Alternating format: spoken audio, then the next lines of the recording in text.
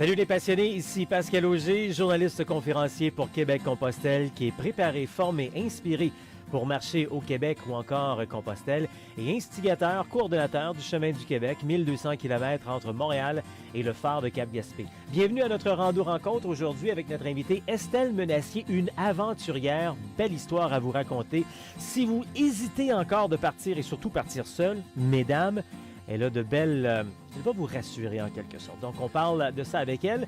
Bienvenue à notre rando-rencontre, donc, qui est diffusée en direct sur Facebook, le profil Pascal Auger, chaque lundi à compter de 12h15, mais également à la radio. CKVL dans le Grand Sud-Ouest de Montréal, également CILE pour ce qui est de Havre-Saint-Pierre, CKCJ Lebel-sur-Quévillon, et puis Allô la planète, la web radio à partir de France. Vous pouvez également voir la rediffusion sur Facebook ou encore sur la chaîne YouTube Québec-Compostelle. Donc, on échange sur la randonnée. On parle surtout de rando communautaire. Vous savez, il y a 3 différents types de rando. Rando communautaire, rando tourisme, rando autonomie. Nous, on est surtout sur rando communautaire. Et si déjà là, un petit peu, c'est pas clair, restez avec nous. On vous explique ça. Plein d'informations du genre à travers l'émission à chaque semaine. Sinon, allez faire un tour sur le site internet québeccompostelle.com pour en savoir davantage. Mais non, pendant la prochaine demi-heure, ben oui, on parle de randonnée communautaire sur les circuits québécois, Compostelle en Europe également. Et puis le chemin du Québec, 1200 km de bonheur entre Montréal et le phare de Cap-Gaspé. En tout temps, vous pouvez interagir. En tout temps, je veux dire 24 heures par jour. Vous pouvez partager vos questions, des commentaires, etc. Vous allez retrouver les façons de nous rejoindre par le Facebook, Messenger, courriel sur le site internet québeccompostelle.com. Et si vous connaissez des gens, vous aimeriez qu'on invite des gens à l'émission, bien, ça me fera plaisir. Encore une fois, faites vos suggestions, allez faire un tour sur québeccompostelle.com. Estelle Menassier nous parle en direct de France, les belles images en arrière, c'est très coloré, c'est magnifique. Bonjour Estelle. Salut. Est-ce que tu peux nous dire d'où tu nous parles présentement? Alors là, je vous parle à partir de l'Ardèche, vraiment dans un petit coin perdu. C'est un petit village qui s'appelle Dampnac, perdu dans la gorge de la Dourbie. C'est 1 heure d'une grosse ville et puis à 30 minutes d'un petit village qui s'appelle Joyeuse. Alors OK. c'est un village aussi. OK. Voilà ce que je me trouve présentement et j'arrive tout droit d'une belle randonnée où est-ce qu'il y avait des statues érigées par un artiste qui a monté Enfin, il a fait ça sa tribu de sentinelles et c'était magnifique. Puis là, t'es dans le sud de la France, en ce mois de février, quelle température il fait dans ton coin présentement, alors que nous, on est pris dans la neige et dans la glace au Québec? Ouais, non, effectivement, je vais pas vous faire aller, mais il faisait un beau 19 degrés toute la journée. D'ailleurs, vous voyez, j'arrive tout juste, j'ai les lunettes de soleil sur la tête. Quelle belle Mm. température pour marcher, justement. Bon, il faut expliquer, Estelle, tu es, bon, d'origine française, mais tu es établie au Québec depuis maintenant plusieurs années. Mais là, tu as décidé de retourner un petit peu dans ton coin pour de belles raisons. Mais avant de rentrer là-dedans, parce qu'on va parler, pour les gens qui nous regardent, on va parler de tes aventures en randonnée que tu as fait récemment, puis vers quoi tu te diriges dans les prochaines semaines, dans les prochains mois. Mais avant, explique-nous, avant d'être la fille de randonnée, tu es entre autres enseignante, je crois, hein? Explique-nous un peu qui tu es, ce que tu fais dans la vie. Écoute, j'ai été enseignante longtemps, après j'ai été directrice d'école très longtemps aussi.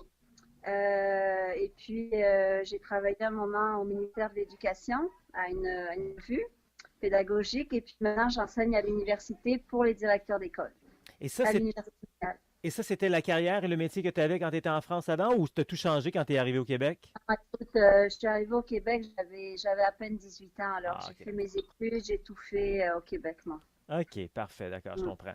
Bon, puis là, tu es, quand même une marcheuse, je dirais, expérimentée parce que tu es tombée dans cette potion magique-là, comme on dirait, d'Astérix, quand tu étais en France, très jeune d'ailleurs.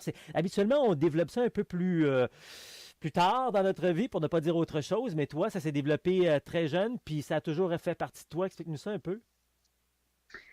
Oui, en fait, j'ai toujours aimé marcher, j'ai toujours aimé être dans la nature. Mes parents vivaient en campagne aussi en France et que je randonnais déjà avec mes parents, mais le déclencheur, ça a été un amoureux, un premier amour de jeunesse qui, lui, m'a initié à la randonnée dans des parcs nationaux en France comme les Écrins, la Vanoise, etc. Et là, j'ai eu la piqûre de marcher, de randonner, de bivouaquer pendant plusieurs jours. Et c'est ce qui a fait qu'après, ben, j'ai toujours plus ou moins continué dès que je le pouvais.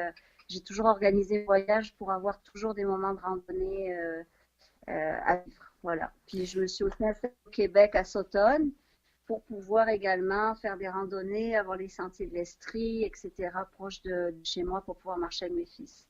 OK, donc, tu as amené cet amour de la randonnée ici. Habituellement, très souvent, les gens avec qui je parle, c'est des gens qui ont développé cet amour de la randonnée un peu plus tard, pré-retraités, retraités, puis ils ont surtout tombé en amour avec la rando à cause de Compostelle. On y reviendra à Compostelle dans les prochaines secondes. Toi, femme, seule, puis ça c'est génial, faut le dire aux femmes qui souvent sont inquiètes. Tu as décidé cette année, tu prenais une pause dans ta vie et que tu partais dans une aventure, puis là, tu as marché, t'es un peu dans mes notes. Ah oui, tu as marché dans le coin de la Corse un peu, puis en Jordanie. Et ça, c'est quand même pas. Oui, la Corse, on le sait, c'est assez populaire, tu vas nous en parler, mais la Jordanie, c'est pas une destination qu'on pense nécessairement quand on veut aller faire de la randonnée comme nous, on est habitué de faire, là. Mhm. Mais écoute, la randonnée, en fait, comme je t'avais dit quand on s'était contacté, c'est vraiment à cause de la musique d'un Tunisien qui s'appelle Anouar Brahim. Puis également au fait que j'avais marché 12 jours avec mes fils dans le désert au Maroc quand ils avaient 11 ans. J'étais partie visiter, puis on avait fait 11 jours avec des Bédouins. Et je m'étais promis que je voulais revivre des aventures comme ça. Et c'est surtout une musique qui m'inspirait le désert, etc. Puis j'avais vraiment le goût d'aller dans le Wadi Rum, qui est un désert magnifique à la frontière de l'Arabie Saoudite et qui est interdit au public. Tu peux juste y aller avec des Bédouins. Et ça fait des années que j'attendais ça, que mes fils soient plus vieux pour qu'on y aille ensemble. Mais là, la vie en a décidé autrement. Ils font leurs études. Et puis moi, je me suis dit, ben là, c'est l'occasion rêvée, j'y vais. Voilà. Fait que j'ai fait 15 jours et quelques de randonnée à partir de la réserve de Dana. Et puis on est descendu sur le site de Petra. Là, Petra, quand tu arrives, c'est merveilleux. On a passé 3 jours de bivouac à l'intérieur du site, qui est une ville en fait archéologique magnifique. On a marché là-dedans beaucoup, on a fait des canyons. Et ensuite, on s'est dirigé vers le Wadi Rum où là, on a bivouaqué longtemps. OK, je t'entends dire on, donc ça faisait partie de comme un genre de groupe organisé ou non, tu arrives là, puis tu as rencontré des gens, puis tu as marché avec eux, c'était quoi? En fait, c'est que je suis sur un site qui s'appelle We Are Backpackers. Alors, pour les femmes qui ont peur ou qui sont seules, vous pouvez aller vous mettre sur ce groupe Facebook-là. C'est extraordinaire. Il y a plein de témoignages de femmes, de filles en fait, qui veulent bouger partout à travers la planète. Là-dessus, moi, j'avais vu qu'il y avait une jeune fille qui parlait d'un guide en Jordanie. Et je l'ai contacté par WhatsApp. Et lui est en contact avec les Bédouins, fait que dans le fond, il a constitué un petit groupe de 4 personnes. Et c'est comme ça qu'on est parti. Puis ça ressemble à quoi une randonnée dans ce milieu-là? C'est moins commun. J'en reviens toujours à Compostelle parce que c'est très connu, c'est plus commun. Tu rencontres beaucoup de gens qui marchent. Les gens marchent pour quelles raisons? Tu dors où? Tu manges où? Explique-nous ça un peu. Ouais, bah, écoute, on a rencontré personne, à OK. part à part des ânes sauvages. Et puis, bon, à Petra, évidemment, il y avait des touristes dans la journée sur certains morceaux du site. Mais sinon, partout où est-ce que j'ai randonné, on n'a croisé personne, à part des ânes sauvages, des chameaux, parce que les Bédouins sont nomades, alors ils laissent le troupeau complètement perdu dans la nature et puis ils les récupèrent à un moment donné. Alors, c'est drôle parce qu'ils nous expliquaient que ben, des fois, les ânes font des bébés entre-temps, il faut les réapprivoiser, etc. Alors, c'est vraiment sauvage, hein. OK. Euh, c'est très, très, très sauvage. Et puis dans le Wadi Rum, ben, non, il n'y avait personne parce qu'on est le mois de janvier-février, que généralement les randonneurs veulent y aller quand il fait un peu plus chaud, vers mai et juin. Nous, on a eu une température extraordinaire, il n'a jamais plu, bon, il faisait très froid le soir. On bivouaquait en fait, on avait des tentes. Euh, et voilà, quoi. C'est comme ça qu'on s'orientait avec le guide, mais sans guide, de toute façon, c'est interdit, comme je viens de dire. OK. C'est un site protégé. OK. Et en même temps, je pense qu'on se perdrait facilement parce que c'est vraiment un désert immense. D'ailleurs, j'ai vu que Denis Villeneuve allait tourner son film Dune. Ah Ça oui, allait, tu l'as vu sur place? ouais, il Ah allait le oui. tourner là parce que les décors, écoute, c'est vraiment grandiose. C'est comme un mélange de l'Utah aux États-Unis.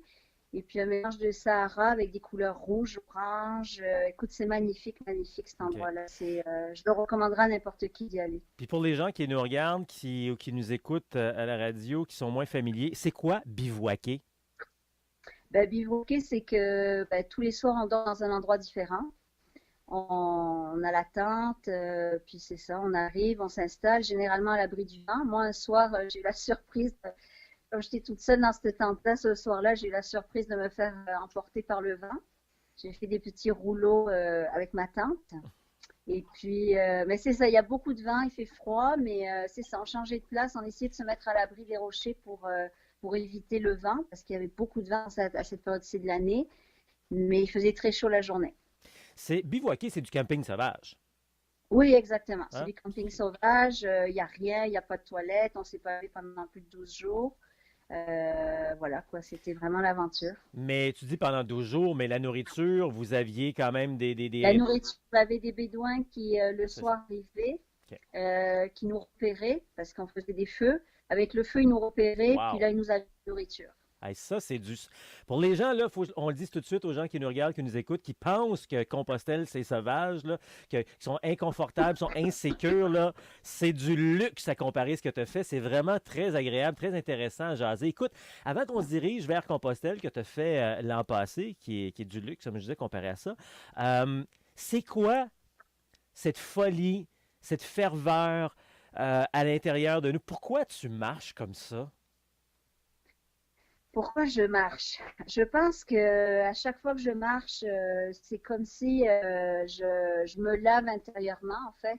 C'est comme si, tu sais, au début, tu commences ta marche, tu as plein de pensées, tu as plein d'affaires qui se produisent, puis au bout d'une demi-heure, il y a tout qui lâche.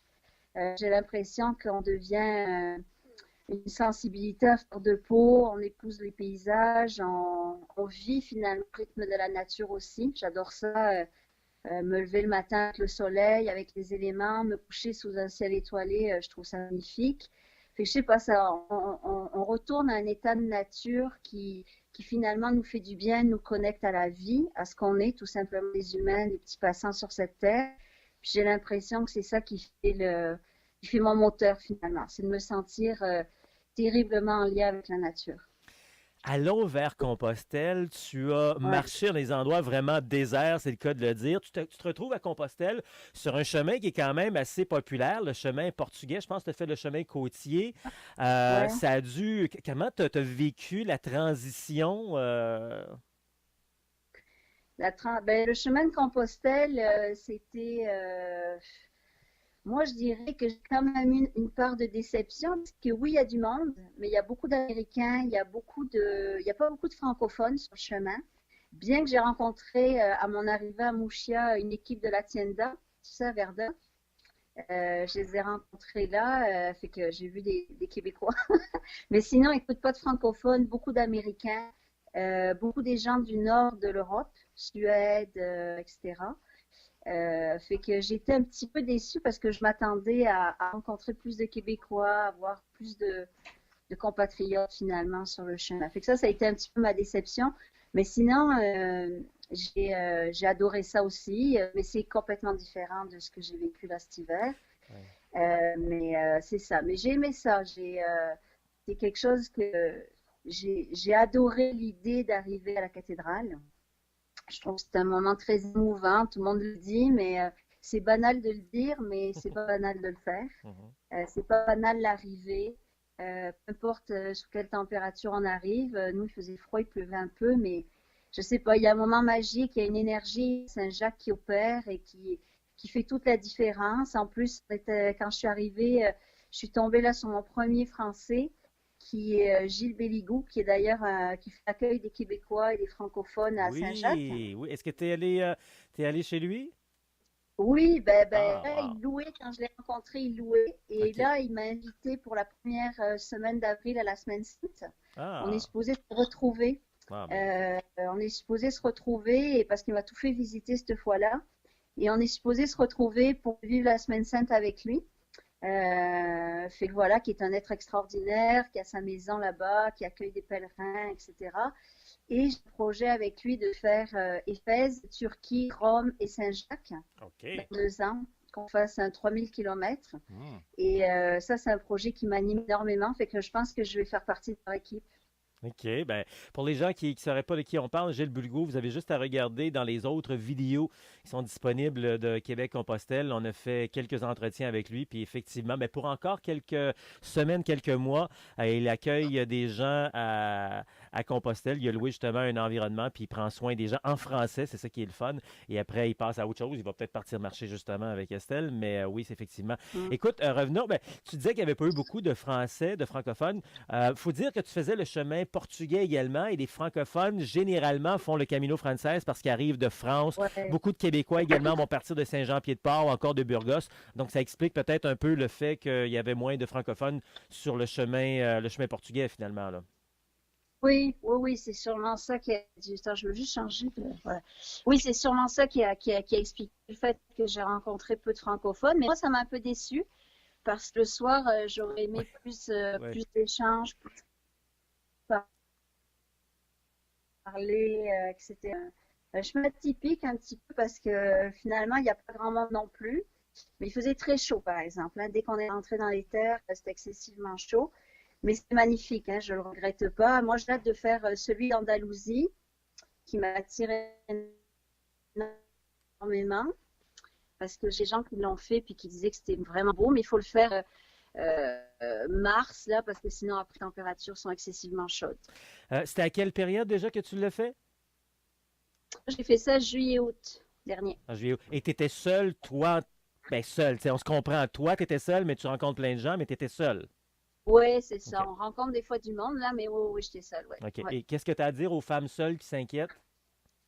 Oh, non, je pense que, ben, en même temps, les inquiétudes, on peut pas les contrôler, on peut pas mener, mais je pense que ça fait partie aussi du chemin de, quand on marche, c'est de faire un pas vers notre peur, un pas vers quelque chose de nouveau finalement, puis essayer, oser. En même temps, le chemin, ben, n'importe quel chemin transforme. Mais j'avoue que celui de Compostelle, moi, c'est ça qui m'a fait prendre la décision de prendre mon 4 mois sans solde. Il y a quand même quelque chose sur Compostelle. Il y a un élément,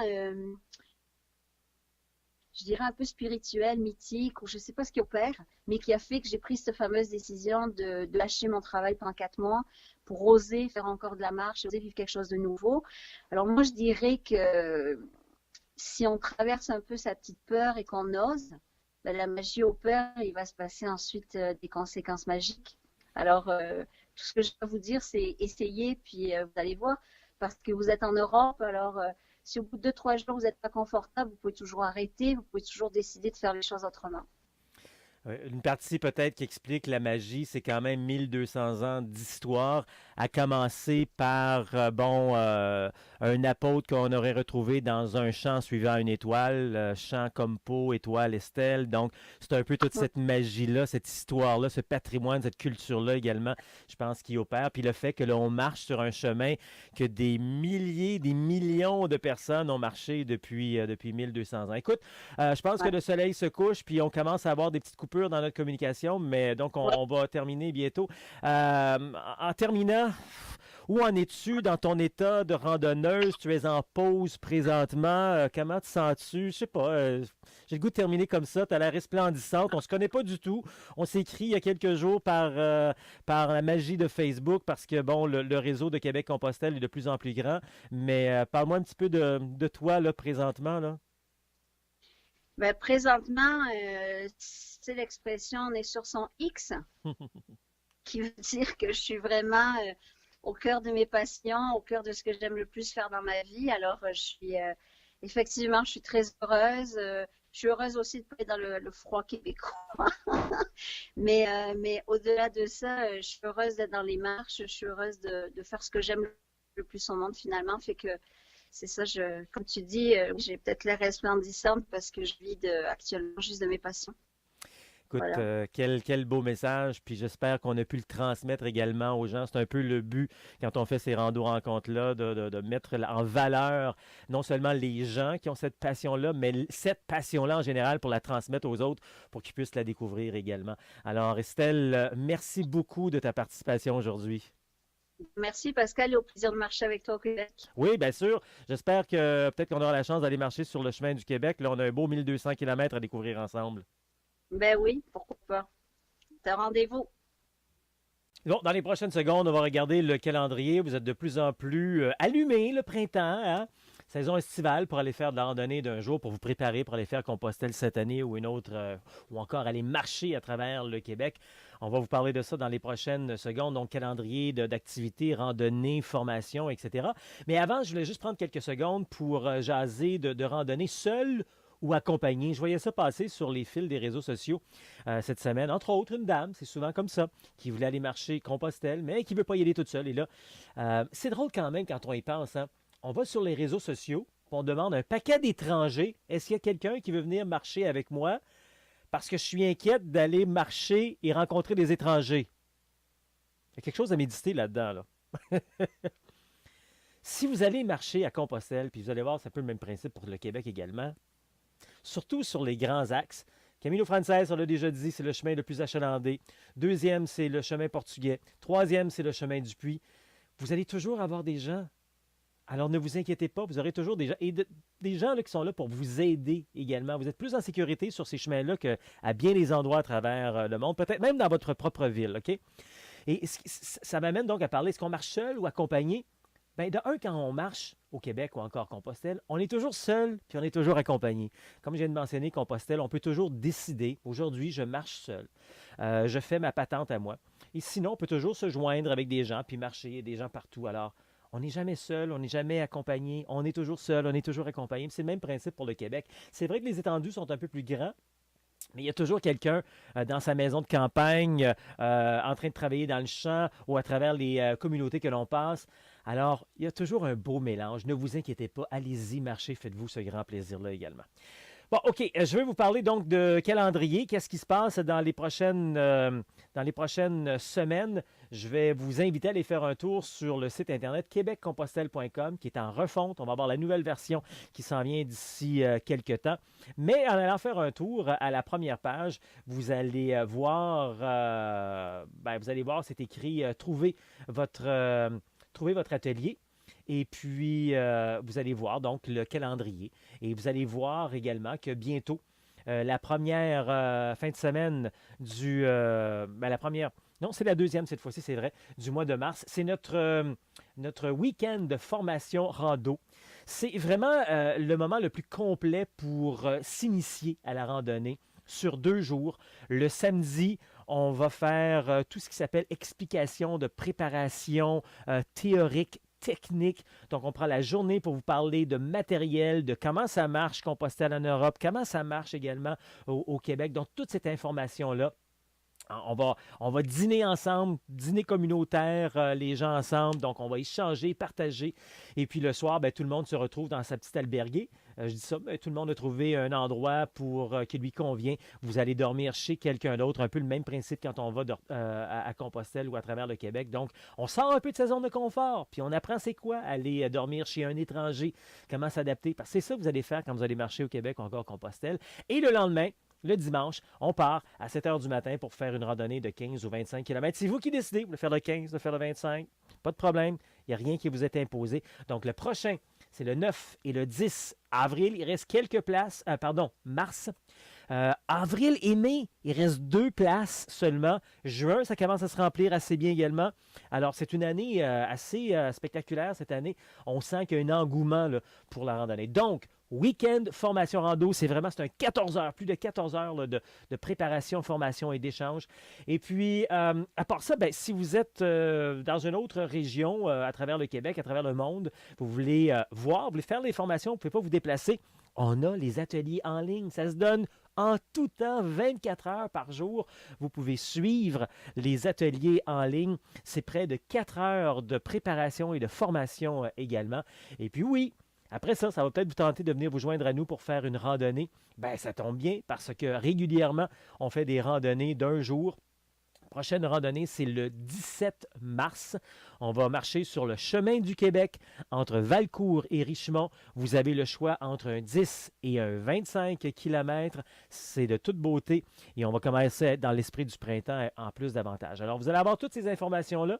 Vous allez faire un tour sur le site internet québeccompostelle.com. Donc, vous allez retrouver entre autres le week-end formation rando.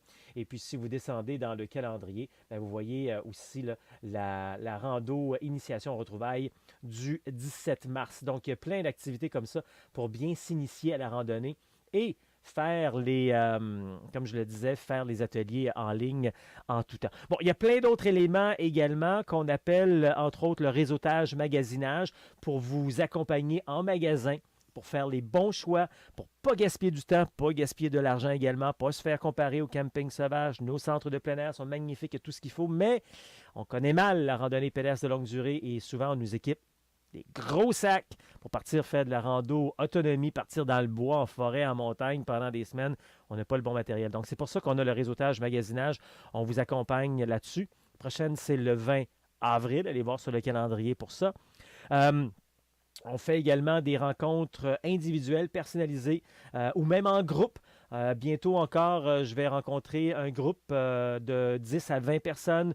Je vais me déplacer pour aller les rencontrer. Donc, si c'est votre cas, vous voulez aussi que je vous rencontre de façon individuelle, bien, c'est possible également de le faire. Alors, vous avez juste à me contacter pour ça. Donc, voyez le calendrier. Tout est là pour vos activités.